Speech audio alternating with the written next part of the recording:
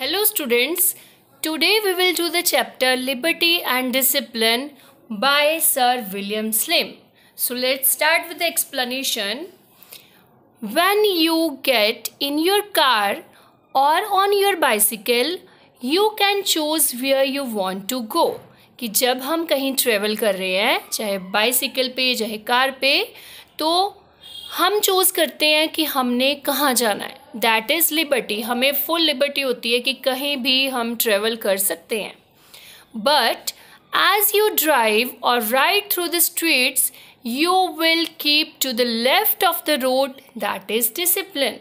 कि जब हम कहीं ड्राइव कर रहे हैं अपनी पसंद से, हमें लिबर्टी है कि हम कहीं भी ड्राइव कर सकते हैं, बट जब ड्राइव कर रहे हैं तो हमने लेफ़्ट साइड पे चलना है रोड के. ये क्या है? Discipline. There are 4 reasons why you will keep to the left. हमारे पास कुछ reasons दिए हैं उन्होंने कि हम लेफ्ट साइड पे क्यों चलते हैं. Your own advantage. इसमें हमारा ही फ़ायदा है, ठीक है. हम अपने फ़ायदे के लिए लेफ्ट साइड पे चलते हैं. Consideration for others. दूसरों के बारे में भी सोचते हैं कि हम लेफ्ट साइड पे चलें. अगर हम रॉन्ग साइड पे चलेंगे तो दूसरों का भी नुकसान होगा. Confidence in your fellows. कि हमारे साथ जो साथी बैठे हुए हैं उनके ऊपर पूरा हमें विश्वास भी होता है. And the last one is fear of punishment.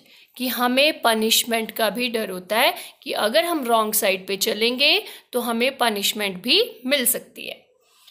It is the relative weight which we give to each of these reasons that decides what sort of discipline we have. तो वो कहते हैं कि ये एक तुलनात्मक वेट है कि ये किस चीज़ पे जोर देता है, ये डिसाइड करता है हम किस तरह का डिसिप्लिन फॉलो करते हैं. And that can very from the pure self discipline of the Sermon on the Mount to the discipline of the concentration camp, the enforced discipline of fear. तो वो कहते हैं कि 2 तरह के डिसिप्लिन उन्होंने बताया कि हम कौन सा चूज़ करते हैं. फर्स्ट, एक प्योर सेल्फ डिसिप्लिन जो ईसा मसीह ने एक माउंटेन के ऊपर जो अपना फर्स्ट एक उपदेश दिया था, ठीक है, वो प्योर डिसिप्लिन है, ठीक है. तो वो है हमारा self discipline. And the second one is enforced discipline of fair. 2 तरह के डिसिप्लिन यहाँ पे बताए गए हैं. प्योर सेल्फ डिसिप्लिन जो हमारे अंदर से आता है कि हमने रूल्स को फॉलो करना है.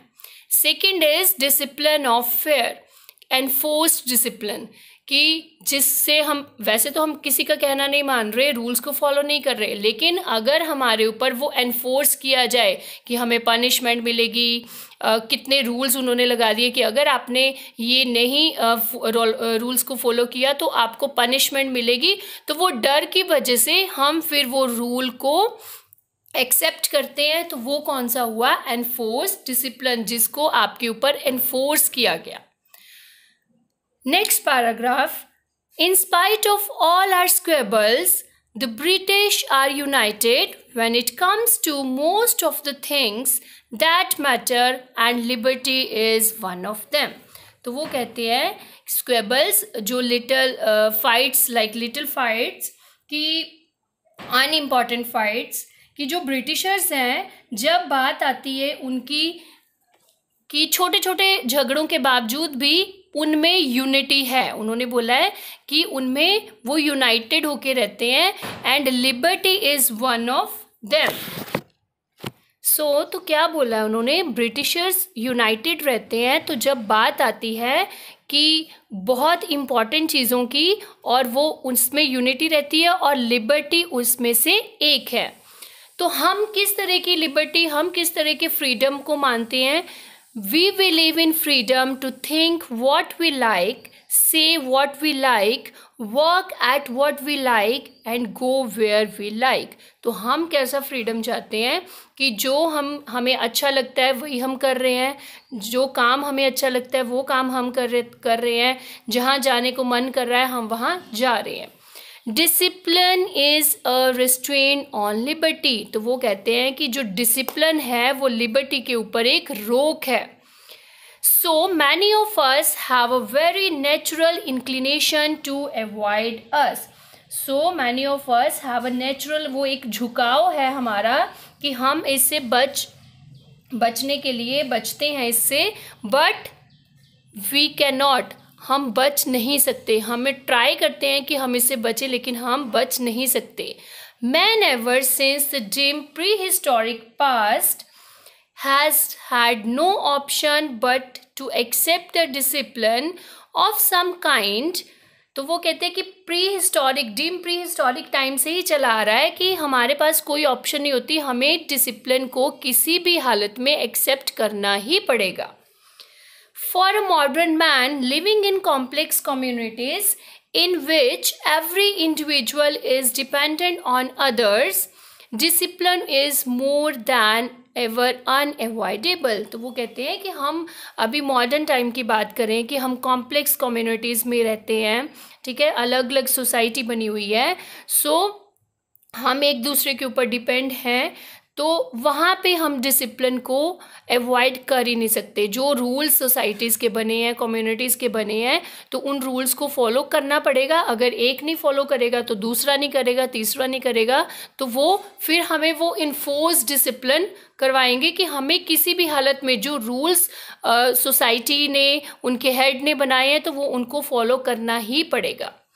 सो all history teaches that when through either idleness, weakness or fiction, the sense of order fades in nation, its economic life sinks into decay, then as its standard of living falls and security vanishes, one of the two things happens. वो क्या कह रहे हैं कि हमारी history हमें बताती है जब कभी आइडलनेस, कुछ आलस आ जाए, ठीक है, या फिर वीकनेस, डाउन हो जाए सिस्टम, फिक्शन, कोई ग्रुपिज्म हो जाए, गुटबंदी हो जाए, the sense of order fades in nation, अगर हमारे नेशन की जो प्लानिंग है वो स्लो हो जाए, economic life sinks into decay, हमारी इकोनॉमिकली हम डाउन हो रहे हैं, डूब रहे हैं, and then as its standard of living falls, हमारा जो लिविंग स्टैंडर्ड ऑफ लिविंग है, रहने का स्टैंडर्ड है, वो झुक जाए, कम हो जाए, सिक्योरिटी बिल्कुल ख़त्म हो जाए, तो दो चीज़ें होती हैं. तो उसके बाद उन्होंने बोला है one of the two things happen. तो क्या क्या होता है? Next page. Either some more virile militant power steps in to impose its own brand of discipline, or a dictator arises and clamps down the iron control of the police state. तो दो चीज़ें होती हैं अगर ऐसी condition हो जाए. तो वो कहते हैं या तो कोई एक स्ट्रॉन्ग मिलिट्री पावर आगे आती है, ठीक है, हमारे ऊपर इम्पोज करती है अपने रूल्स, या फिर कोई डिक्टेटर, कोई स्ट्रॉन्ग पावर एक आती है सामने, ठीक है, एक अलग ग्रुप आता है हमारे सामने, ठीक है, तो वो एक हमारे ऊपर clamps down the iron control of the police state, एक सख्ती से हमारे ऊपर एक रूल को लागू करता है, ठीक है. somehow eventually discipline is again enforced. तो यहाँ पे क्या हुआ, उन्होंने बोला कि फिर से यहाँ पे डिसिप्लिन एनफोर्स हुआ हमारे ऊपर. कोई एक ग्रुप आया और उसने हमारे ऊपर एक रूल वो फॉलो हमारे से करवा दिया, डिसिप्लिन को एनफोर्स कर दिया. The problem is not shall we accept discipline, sooner or later we have to. It is how shall we accept it. तो वो कहते हैं कि प्रॉब्लम ये नहीं है कि हम एक्सेप्ट कर रहे हैं डिसिप्लिन को, प्रॉब्लम ये है क्योंकि हमें कभी ना कभी तो वो करना ही पड़ेगा, बट प्रॉब्लम ये है कि how shall we accept it, हम इसको एक्सेप्ट कैसे करते हैं. Shall it be imposed by physical violence and fear, by grim economic necessity, or accepted by consent and understanding? Shall it come from without or from within? तो वो कहते हैं कि हमने कैसे हम एक्सेप्ट कर रहे हैं कि कोई फिजिकल वायलेंस आपके ऊपर हुआ है, या डर से, ठीक है, हम बहुत कोई हमें जो गंभीर इकोनॉमिक मजबूरी होगी हमें कि हमें करना पड़ा, या फिर हम उसको एक्सेप्ट करते हैं अपनी ही सहमति से, अपनी ही अंडरस्टैंडिंग से। ठीक है, तो जो ये वाला है हम अपने अंदर से फॉलो कर रहे हैं कि हमें कोई करवा रहा है। The word discipline for some flashes on the screen of the mind, a jack-booted commissioner bawling commands across the barrack square at tramping squares। तो जब वो कहते हैं कि डिसिप्लिन वर्ड को हम सुनते हैं तो हमारे माइंड में एक क्या आता है, हमारे माइंड में एक इमेज आती है। तो वो हमें लगता है कि जैसे नीस तक पहने हुए कोई सोल्जर है, ठीक है, वो कमांड दे रहा है और दूसरी साइड पे फौजियों को लाउडली वो ऑर्डर्स दे रहे हैं। ठीक है, हमारे माइंड में ऐसे आता है कि वो गुस्से से कमांड दे रहे हैं, जो रूम्स में अपने फौजी बैठे हुए हैं, बैराक में बैठे हुए हैं, ठीक है, उनको एक ऑर्डर दे रहे हैं। हमें लगता है ना कि फौजियों के, सोल्जर्स के रूल्स बहुत हार्ड होते हैं, कितने स्ट्रिक्ट होते हैं, उनको रूल्स को फॉलो ही करना पड़ता है। ठीक है, हम कहते हैं उनके कितने अच्छे रूल्स हैं। तो वो कहते हैं but that is a dictatorship not discipline. उनके ऊपर एनफोर्स किया जाता है, चाहे जिस देखो कितने सारे पर्सन्स हैं, उसमें ये तो नहीं है कि सभी अपने मन से वो डिसिप्लिन को फॉलो कर रहे हैं, कुछ तो होंगे कि मन नहीं कर रहा, बट फिर भी वो रूल्स को फॉलो करना ही पड़ेगा। सो वो डिक्टेटरशिप है कि उनके ऊपर एनफोर्स किया गया है। The voluntary reason discipline accepted by free intelligent men and women is another thing. It is binding on all from top to bottom। तो वो कहते हैं कि जो डिसिप्लिन हम फ्रीली इंटेलिजेंसली जो मेन एंड वीमेन एक्सेप्ट करते हैं वो कुछ अलग चीज़ है, वो कुछ हट के चीज़ है, वो टॉप से बॉटम तक, ऊपर से नीचे तक बाइंड होता है, हम उसको मानते हैं। ठीक है बेटा, in next paragraph, one morning long ago, as a brand new second lieutenant, I was walking on to parade। तो वो कहते हैं कि as a second lieutenant एक मॉर्निंग मैं परेड में वॉक करने के लिए गया। A private soldier passed me and saluted। वहाँ से एक प्राइवेट सोल्जर आया और उसने मुझे सल्यूट किया। I acknowledged his salute with an airy wave of the hand।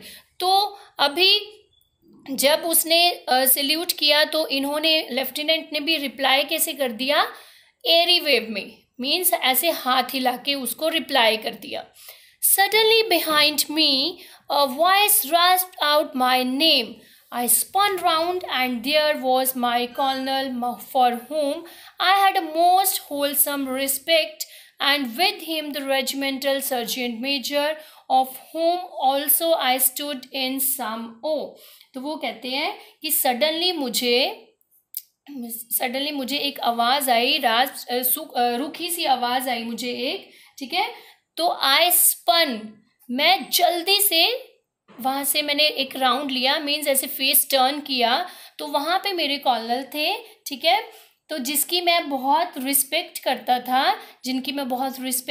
था, and with him the regimental sergeant major भी थे, फॉर हुम आई ऑल्सो स्टूड इन सम, और जिससे मैं डरता भी था, रिस्पेक्ट भी करता था और डरता भी था, रिस्पेक्ट एंड फियर। ठीक है, सो आई सी, उन्होंने बोला I see, said the colonel, you don't know how to return a salute. तुम्हें नहीं पता कि सल्यूट का जो रिप्लाई है रिटर्न में कैसे करना है। Sergeant Major, plant your staff in the ground and let Mr. Slim practice saluting it until he doesn't know how to return a salute। तो वो कहते हैं कि सर्जेंट मेजर अपना स्टाफ होता है, जो उनके पास एक डंडा होता है ना, स्टिक सी होती है, तो वो कहते हैं उसको ग्राउंड में गाड़ दो, और मिस्टर स्लिम उस ऑथर को बोला कि तब तक प्रैक्टिस करो, तब तक उस डंडे को, स्टाफ को सल्यूट करते जाओ, जब तक तुम्हें नहीं पता चलता कि कैसे उसका रिप्लाई करना है, सल्यूट का रिप्लाई कैसे करना है। So to and fro marched in sight of the whole battalion saluting to the sergeant major's cane. तो वो सभी के सामने, पूरी बटालियन के सामने वो सर्जेंट मेजर के केन को, वो स्टिक को, डंडे को वो सैल्यूट करते रहे, ठीक है. At the end of the 10 minutes the colonel called me up to him and he said was, now remember discipline begins with the officers. तो उसके आफ्टर 10 minutes, उसके 10 मिनट बाद कॉर्नल ने उनको बुलाया और बोला कि अभी याद रखना कि डिसिप्लिन जो है वो ऑफिसर से स्टार्ट होता है. मीन्स अगर आप ऑफिसर, अगर कोई हेड आपको अच्छा गाइड नहीं कर रहा, मीन्स आपको वो खुद रूल्स को फॉलो नहीं करेगा, तो वो कैसे एक्सपेक्ट करे कि उसके अंडर काम करने वाले उस रूल्स को फॉलो करेंगे. So next paragraph, and so it does. तो उन्होंने बोला कि और होता भी ऐसा ही है. The leader must be ready not only to accept a higher degree of responsibility but a severe standard of living discipline than those he leads. तो ऐसा ही होता है कि लीडर को हमेशा रेडी रहना पड़ता है कि उसको एक तो रिस्पॉन्सिबिलिटी वो निभाता है, बट साथ साथ में उसको सेल्फ डिसिप्लिन भी फॉलो करना पड़ता है. मीन्स खुद अगर उसने लीड करना है किसी को तो वो खुद रूल्स को उसको फॉलो करना पड़ता है. If you hold a position of authority, whether you are the managing director or the charge head, you must impose discipline on yourself first. तो चाहे उन्होंने बोला कि अगर आप एक हाई पोजीशन पे हो और आप किसी भी चीज़ को मैनेज कर रहे हो, ठीक है, चार्ज हेड हो, तो आपको सबसे पहले डिसिप्लिन को अपने ऊपर फॉलो करना पड़ेगा, इम्प्लीमेंट करना पड़ेगा, अपने ऊपर इम्पोज करना पड़ेगा. Then forget the easy way of trying to enforce it on others by just giving orders and expecting them to be obeyed. अगर आप ऐसा नहीं करते तो फिर भूल जाओ कि आपके अंडर काम करने वाले भी आपको फॉलो करेंगे. ठीक है, अगर आप खुद लीड कर रहे हो अच्छे से तो जितने भी आपके अंडर काम कर रहे हैं वो अच्छे से आपके सारे ऑर्डर्स को फॉलो करेंगे. You will give orders and you will see they are obeyed, but you will only build up the leadership of your team on the discipline of understanding. तो वो कहते हैं कि जब आप ऑर्डर दोगे और आप देखोगे कि वो ऑर्डर पूरे हो गए, उन्होंने उनको मान लिया, but you will only build up. हम ये वाली अगर हमने किसी को ऑर्डर देना है तो ये वाली अंडरस्टैंडिंग, ये वाली लीडरशिप की क्वालिटी हम कैसे निभा सकते हैं, हमें अंडरस्टैंडिंग भी होनी चाहिए, एक दूसरे में अंडरस्टैंडिंग भी होनी चाहिए.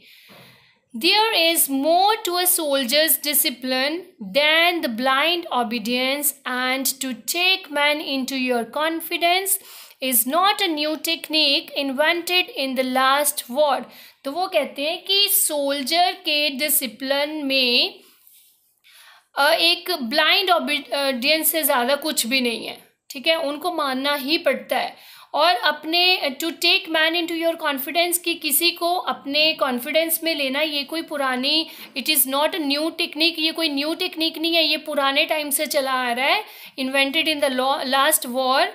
सो Oliver Cromwell demanded that every man in his new model army should know what he fights for and love what he knows.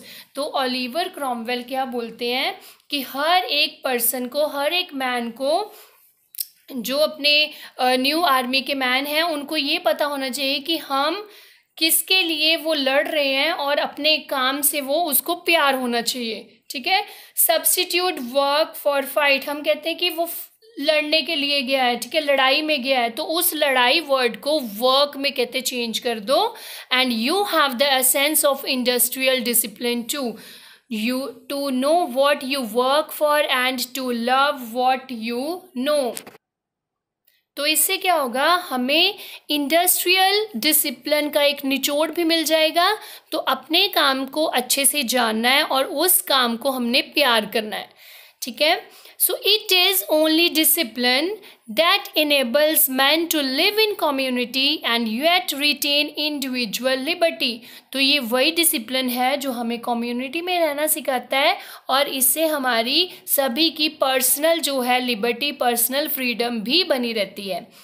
Sweep away or undermine discipline and security for the weak and poor vanishes. तो कहते हैं कि अगर हमने छुटकारा डालना है इससे, कि छुटकारा पाना है जी हमने, ठीक है, और इसको अंदर से हमने खोखला कर देना है, तो फिर क्या होगा कि अगर हम डिसिप्लिन को फॉलो नहीं करेंगे, वीक और पुअर, तो वो कहते हैं वो तो ख़त्म हो जाएंगे। अभी देखो हम लेफ़्ट साइड पे चल रहे हैं, ठीक है, रूल है कि लेफ़्ट साइड पे चलना है, हम बोलेंगे नहीं जी हमने तो कहीं भी घूम के जहाँ हमारा मन कर रहा है वहाँ जाएंगे। तो वो कहते हैं कि जो पीपल बहुत ही गरीब हैं, पुअर हैं, कमज़ोर हैं, उनकी सिक्योरिटी तो ख़त्म है, वो तो रूल को बेचारे फॉलो कर रहे हैं, फुटपाथ पे कोई बैठा है, कोई कहीं बैठा है, हम बस अपना देख रहे हैं कि हमने जाना है, कोई भाड़ में जाए। तो इससे क्या होगा, वीक और पुअर जो लोग हैं उनकी सिक्योरिटी बिल्कुल ख़त्म हो जाएगी। That is why, far from being derogatory for any man or woman voluntary to accept discipline, it is ennobling. So, उन्होंने बोला है तभी हम अपनी मर्जी से अगर डिसिप्लिन को ऐसे एक्सेप्ट करते हैं, सो इससे हमारी कोई इंसल्ट नहीं होती, इससे हमारा जो स्टैंडर्ड है वो रेज होता है, ठीक है। नेक्स्ट पैराग्राफ में बताया है totalitarian discipline with its slogan shouting masses is deliberately design to submerge the individual. Totalitarian की कोई भी डिक्टेटरशिप, ठीक है, अपने पावर का यूज़ करना, डिक्टेटरशिप वाला व्यक्ति, ठीक है, अगर वो ऐसे कर रहे हैं अपनी पावर का यूज़ करके, पावर का यूज़ करते हैं, तो वो कहते हैं कि वो इंडिविजुअल को, किसी भी इंडिविजुअल को छुपा देने के लिए बनाया है, कि हमने टोटलिटेरियन का यूज़ करके किसी की भी पर्सनालिटी को छुपा देना है। The discipline a man imposes on himself because he believes intelligently that it helps him to get a worthwhile job done to his on and his country's benefit, fosters character and initiative। तो वो कहते हैं कि जो discipline man खुद अपने ऊपर impose करता है, सेल्फ डिसिप्लिन, तो इंटेलिजेंटली वो बिलीव करता है कि इससे क्या होगा, उसका भी काम अच्छे से होगा और उसकी कंट्री को भी बेनिफिट मिलेगा, ठीक है। तो कोई भी वो एक्शन लेता है उसमें एक एबिलिटी आती है कि कोई वो एक्शन ले, अपने कंट्री के लिए काम करे, अपने लिए काम करे, उससे उसका स्टैंडर्ड हाई होता है। It makes a man do his work without being watched because it is worth doing. तो ये व्यक्ति को उसका काम करने के लिए उत्साहित करता है, किसी के जाने और देखे बिना ही, ठीक है, क्योंकि ये काम करने के लिए लायक होता है, ये काम करने के लिए लायक होता है। सो वो नहीं देखता कि कोई मुझे देख रहा है नहीं देख रहा, वो अपने में ही उत्साहित होता है कि नो, ये मैंने काम ये करना है। In the blitz of the late war, nor a man of the thousands of British railway signalmen ever left his post. They stood often in the heart of the target areas, cooked up in flimsy buildings, surrounded by glass, while the bombs screamed down. तो वो कहते हैं कि पिछले युद्ध के हमलों के दौरान क्या हुआ था, ब्रिटिश रेलवे सिग्नलमैन्स ने अपनी जॉब नहीं छोड़ी थी, ठीक है। वहाँ पे जब हमले हुए थे, ब्लिट्जमैन हमले हुए थे, ठीक है, तो वो इतनी वो फ्लिम्जी एरियाज़ में, वो जल रही बिल्डिंग्स में, ठीक है, वहाँ पे बॉम्ब गिर रहे हैं, तो वहाँ पे वो खड़े रहे क्योंकि उनको पता था कि हमने अपनी ड्यूटी निभानी है, वहाँ से नहीं जाना। They knew what they worked for, they knew its importance to others and to their country and they put their job before themselves। तो वो कहते हैं कि वो तब तक खड़े रहे, उनको पता था कि हमने इसकी कितनी इम्पोर्टेंस है, हमने अपनी कंट्री के लिए कर रहे हैं जो भी कर रहे हैं, अपनी जॉब से वो वहाँ नहीं हिले। इतना हमला हो रहा था, इतने बॉम्ब गिर रहे थे, फिर भी वो नहीं हट रहे थे। तो वहाँ पे इन्फोर्स नहीं था डिसिप्लिन, वो अंदर से सेल्फ डिसिप्लिन था। तो वो कहते हैं कि दैट वाज डिसिप्लिन, वो डिसिप्लिन है कि वो अपनी ड्यूटी को अच्छे से कर रहे थे उस टाइम पे। So no nation ever got of the difficult position economic और मिलिट्री विदाउट डिसिप्लिन, कि कोई भी देश कभी डिसिप्लिन के बिना डिफ़िकल्ट पोजीशन से, चाहे वो इकोनॉमिकली है, मिलिट्री है, उससे बाहर नहीं निकल सकता।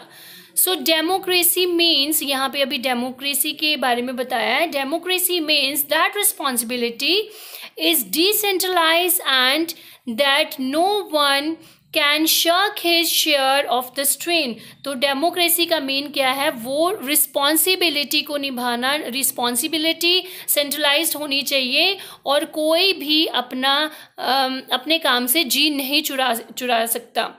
And some of us, a lot of us in all walks of life do not. तो ये तो है बात कि हम रिस्पॉन्सिबिलिटी से पीछे भागते हैं। तो उन्होंने बोला है कि हमारे से कई लोग, हमारे में से बहुत सारे लोग ऐसा नहीं करते, हम रिस्पॉन्सिबिलिटी को मेन नहीं मानते, हम उससे पीछे भागते हैं। If everyone, not only the other fellows we are always pointing at, really worked when we were supposed to be working, we should beat our economic crisis hollow। तो वो कहते हैं कि हम इफ़ एवरीवन, सभी लोग, वो नहीं कहते कि जिनको मैं बार बार पॉइंट आउट कर रहा हूँ वो नहीं, सारे लोग तब काम कर रहे होते जब हमारे देश को ज़रूरत थी, जब काम करने की ज़रूरत थी, जब हमने वो काम किया होता तब हम उस मुश्किल से, इकोनॉमिकली हम उस मुश्किल से बाहर निकल पाते। That takes discipline based not only on ourselves but backed by a healthy public opinion। तो वो कहते हैं कि that takes discipline, उसके लिए डिसिप्लिन की ज़रूरत पड़ती है जो सिर्फ हमारे ऊपर ही बेस्ड ना हो बल्कि जिसका एक हेल्दी पब्लिक ओपिनियन से समर्थन भी किया जाए। So we are apt these days to think more of liberty than of responsibility। तो वो कहते हैं आजकल हम क्या सही समझ रहे हैं कि हम लिबर्टी के बारे में, फ्रीडम के बारे में ज़्यादा बात कर रहे हैं, ज़्यादा उसको सही समझ रहे हैं दैन ऑफ रिस्पॉन्सिबिलिटी। रिस्पॉन्सिबिलिटी से पीछे भागते हैं और चाहते हैं हमें फ्रीडम ज़्यादा मिले।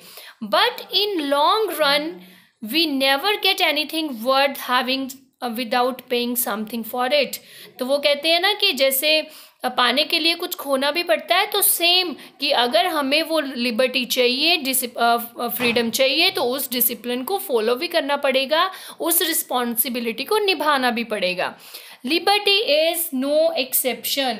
तो वो क्या कह रही है कि जो लिबर्टी है वो कोई अपवाद नहीं है, कोई एक्सेप्शन नहीं है, कोई हटके वाली बात नहीं है, ठीक है। You can have discipline without liberty, but you cannot have liberty without discipline। कि हम you can have discipline, आपको डिसिप्लिन आप फॉलो कर सकते हो विदाउट लिबर्टी, बट ये नहीं है कि आपको कितनी ज़्यादा लिबर्टी दे जाए और उसके ऊपर डिसिप्लिन को फॉलो नहीं किया जाए। लिबर्टी हम सेम उन्होंने जो पहले बताया था, फ्रीडम के ऊपर, लिबर्टी के ऊपर एक रिस्ट्रिक्शन है, वो डिसिप्लिन। सो हमें डिसिप्लिन को फॉलो किसी भी हालत में करना ही पड़ेगा क्योंकि डिसिप्लिन के बिना हमें लिबर्टी भी नहीं मिलेगी। क्लियर बच्चे? आई होप आपको ये चैप्टर अच्छे से समझ आया होगा। So goodbye, take care.